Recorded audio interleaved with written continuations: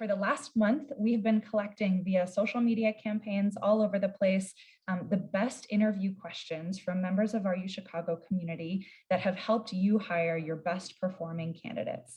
We've compiled these responses, and what we're going to do this morning is take a little bit of time to chat about them, to reflect on them with UChicago alumna, Dr. Pam Schilling. Pam is the CEO and co-founder of Archer Career.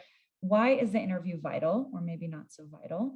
And why is this an important conversation for us to have today? I think all of us want to hire the best. As managers, as professionals, we have a lot of business issues, and you don't have to be in business. You could be an educator, you could be an attorney. We want to have people on our teams that can help us tackle the challenges of the day. And we want to do that with as little, frankly, friction as possible. And probably at some level, we want to have people that can grow and contribute and fit in our cultures. And this makes the interview process very, very important, but it's also a really complicated process. And I think that's why we're having this conversation today. If we're starting, with the very traditional questions, those evidence-based behavioral interview questions, some examples of ones that we've collected from alums participating, engaging in social media are: tell me about a time that you had to learn something new to do your work. Tell me about a professional situation where things didn't go well, where things went wrong, and how did you handle it? Those are just some examples. Can you talk us through the value of the behavioral interview questions, the value of maybe some of those questions in particular from the perspective of the interviewer and the perspective of the interviewee? There's a lot of research that's been done around interviewing, and some of the leading companies have done this research internally as well as a lot of academics. So this area that we're talking about, evidence-based, what it really is a hiring manager asking for someone's past experience to show how they're going to perform in the job in the future. And it allows you a chance to get an example. And so it forces a candidate to really know their background, to know your role, and to think about how they're going to come in and bridge from that prior experience to this job that you're hiring them for. This is the best practice. If you look at some of the leading employers, if you will, companies like Amazon and Google use this style of interviewing, places like McKinsey and some of the consulting firms, even some of the investment banks. I use a lot of those examples from business, but this is their primary approach to interviewing. And it's flexible. I mean, that's the one thing that's so great. No matter someone's background or career stage, you can really dig into the things they've done in the past. One of the key things is knowing as a hiring manager what skills that you're looking for, and then aligning those questions to really be able to uncover what the person's done in their background that relates to that skill. So as a hiring manager, the preparation is key. What steps would you take as a hiring manager to prepare for those questions? And then on the flip side, as the interviewee, how do you prepare? Those are coming. They're the the meat and potatoes of an interview. How do you prepare for those to be your best? Yeah, I think it's almost like looking at a bullseye in some of those concentric rings. So start with the bullseye, which is the job itself, and what do you need to have from a candidate on day one. Then you want to think at the things that you can train them to do, things that someone would be expected to learn on the job. Then go out a little bit farther and think about your style as a leader, as a manager, and your team culture, and maybe some of the gaps in your team. And then you've got to go even wider to what the overall organization is doing, what the mission is, what some of the key priorities are. And, you're really trying to identify what it is that somebody needs to have walking in the door versus something that can be learned, developed, coached once they get in the job. And then as a hiring manager, it comes down to prioritizing those.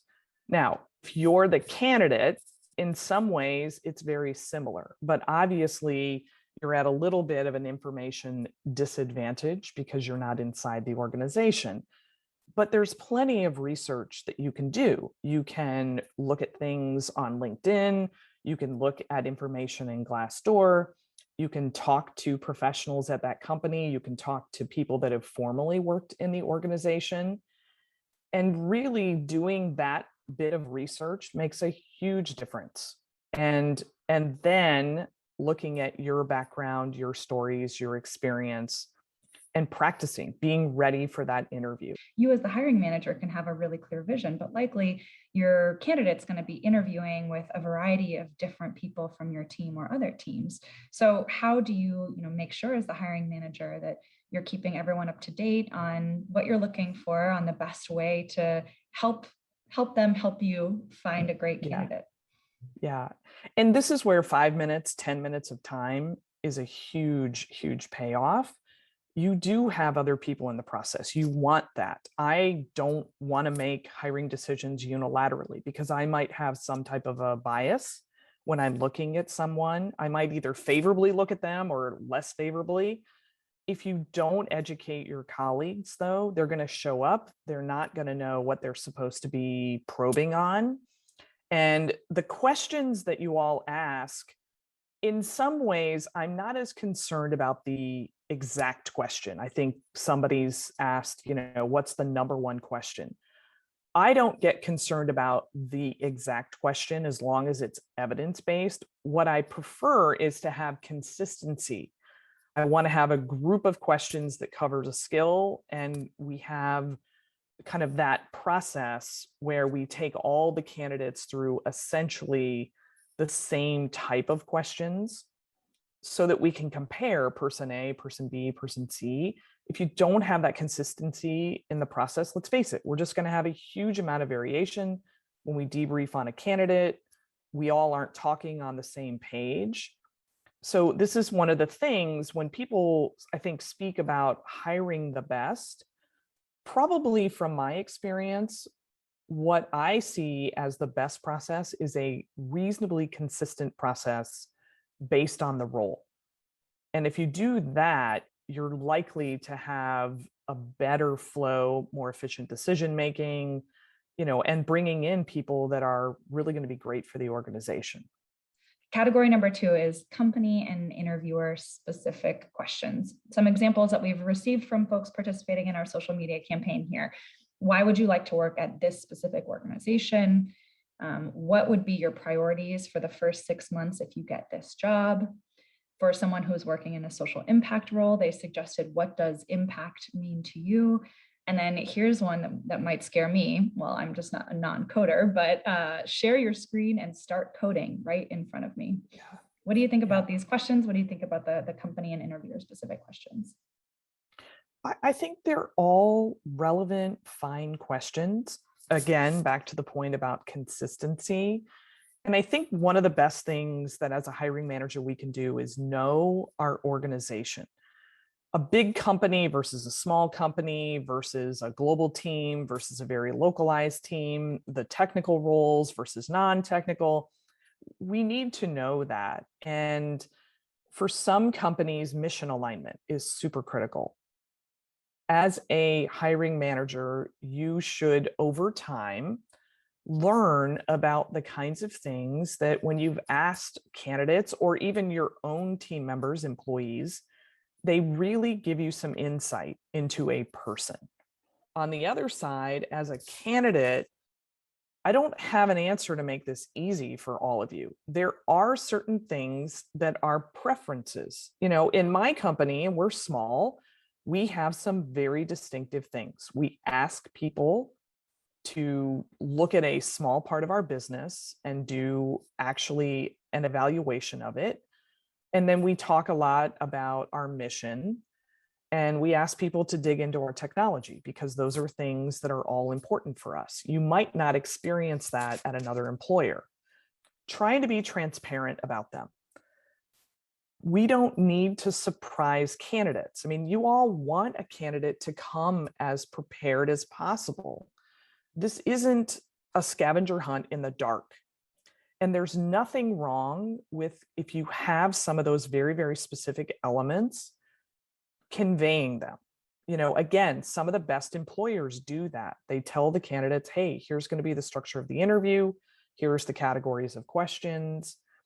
and it allows the candidate to really think ahead of your interview. And I think that that is something that, again, allows you to see the best of that individual.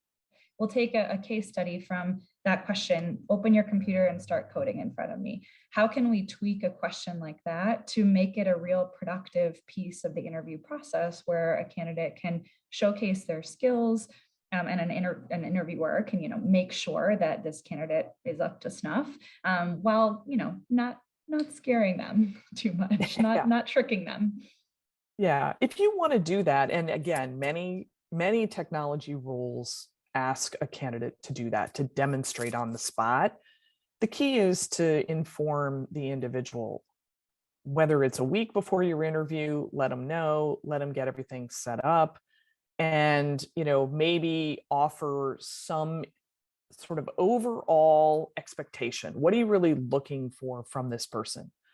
Then, as an interviewer, if you're seeking kind of that spontaneous work, then you can withhold the exact nature of the code, the problem, what you want them to do. But if you want them to do it in a certain language, there's no harm in doing that. Now, I am going to be fair and say that there are instances where the candidates can not exactly do what is, what we would consider most ethical. If you're doing that, you can have somebody on the other side of your screen who's hidden speaking to you. So in fairness, and yes, that kind of stuff unfortunately goes on. In fairness to hiring managers, you do want some spontaneity. I think we all have to understand we're not going to have 100% perfection in the process, but you should be seeking multiple pieces of evidence. And how do you do that? I mean, you know that better than anybody else based on the experience that you've had, and use the best practices, use the lessons learned. But 99 times out of 100, you're not going to have those types of issues going on. But again, being as transparent as possible, I think facilitates the best work that a candidate can do coming into the interview process. Agreed. I'm all about that transparency. So, okay, let's move on to category number 3, questions that might be a little out of the box, questions that might really throw someone off if you're not used to a non-traditional interview. Some questions that we might describe as just plain wacky. Here are some examples that we've gotten from the UChicago community. One, teach me anything in under 5 minutes. Yeah. A second one is describe the last meal you cooked. And I will say the caveat here, we posted this on social media after we got a response about it, and someone else responded saying they would walk out of the interview if an interviewer asked them that question. So what are your thoughts on these kind of more goofy, more out of the box interview questions? How do they fit in? So again, the two sides of it. As a hiring manager, if you're going to ask those things, have intention. Don't do it to be controversial or to make a candidate feel an abundance of pressure. If you're going to ask those things, really think purposefully. I like to ask people certain questions: what movies, what books, what hobbies, because we have a very small team, and I'm a curious person and I love other people that are curious. So it's actually, I will ask some of those because it helps with culture fit. But if you're doing it simply because you think it's avant-garde, that's not a good practice. So as a hiring manager, again, be thoughtful. As a candidate, I think you have a couple of responses. So one, if you don't like that question, it probably means that you're not a good fit for that organization. And you know what? That's good for everybody, because this whole process is about mutual fit. So realize that sometimes it's a sign. But on the flip side, don't be unhappy. Don't be angry. I think you can approach it in a couple of ways as a candidate. One, smile. I mean, those are fun questions, right? We don't have to be so intense about everything. Maybe after you give your answer, ask the hiring manager, I'm really curious. Why did you ask that question? What does this represent about your team, about your culture? Turn it into a dialogue. And that could identify something. It could also show something about how you are going to be on the job. That's actually a very positive thing. But realize too, everyone, there are hiring managers and interviewers that they're just not ready and they're kind of winging it. And that's certainly not a best practice. It's a two-way process. I mean, everybody should always keep that in mind. That's the most important thing, is that there's two parties here that need to be working together to really figure out if the hiring opportunity is a good fit. There are two interviews happening. You're interviewing the Yep. company and they're interviewing you. Totally. Yeah. So I know Pam Archer provides some really great resources for job seekers, for folks who might be finding themselves in some interviews coming up soon, hopefully crossing my fingers for you all out there. Yeah. What resources might you recommend job seekers turn to if they're looking for guidance through their search, through Archer or through other resources? Yeah. So a couple of things I'll just briefly mention. So one is what's in the external environment. I think one of the best places that everybody can go is the company itself. Looking at people, looking at places like LinkedIn and Glassdoor, the stuff that's in the public domain, and trying to get as recent information as possible. And if you are a part of an alumni community, like we are, very, very fortunate, speak to alumni. People want to be helpful. So do secondary research online, do primary research, which is talking with people. And then for companies like us, Archer Career, we've built a platform. And what we're trying to do is curate what's out there in the vast abyss of information and really guide people to the best practices on how to interview. So our software application is really developed for people that are job seekers. It can also be used for hiring managers if you're trying to learn a little bit about what the best ways to interview people are. But use some of those tools. And the most important thing, no matter what, is just get really good information so that you as a candidate can show up and be as prepared as possible. Yes, always be prepared. We're playing the Girl Scout Boy Scout game here through the process. I love it. And I'm gonna. I know you said that there's not one question that everyone should ask, but I'm gonna flip this question around. We got a great question from Leanne here in the chat. What is one question for our last conversation topic of the day today, Pam? What's one question that you ask every candidate that you interview? I ask everyone about their career goals. And I ask that question because it's multifaceted. So, number one, I want people that have a point of view and know that. Secondly, for us, we're a career focused company. And so it's very important that we have people that fit into our broader business clearly. I also think that it takes a little bit of courage to answer that question authentically. And I need to hire people that have that type of courage. The final reason that I ask the question is it helps me see if this individual is aligned to the direction of the company. Because when you talk about your career goals, you're thinking both short and long term. It covers a lot of ground. And so for me, that's a favorite question. I think when all of you think about hiring that person who's really important to your team, find the one question that identifies multiple facets of that candidate versus just one thing. Because let's face it, we have multiple priorities that we're trying to assess. And we don't want to be restricted, right, in what we're asking about. We want to try to cover a lot of ground. And so think about what makes sense for you, your team, your organization, and make that your best question. Talent is so important in this day and age. And really the goal is to bring great people onto your team. And so on both sides, find the best way to do that. And, if you find some of these topics interesting, post on LinkedIn, network with people, use the resources available. And of course, Sam, I appreciate you guys supporting us at Archer Career. And, www.archercareer.com is where people can find us. And I give a lot of information on LinkedIn myself. So thanks for letting me be a part of this. I really appreciate it.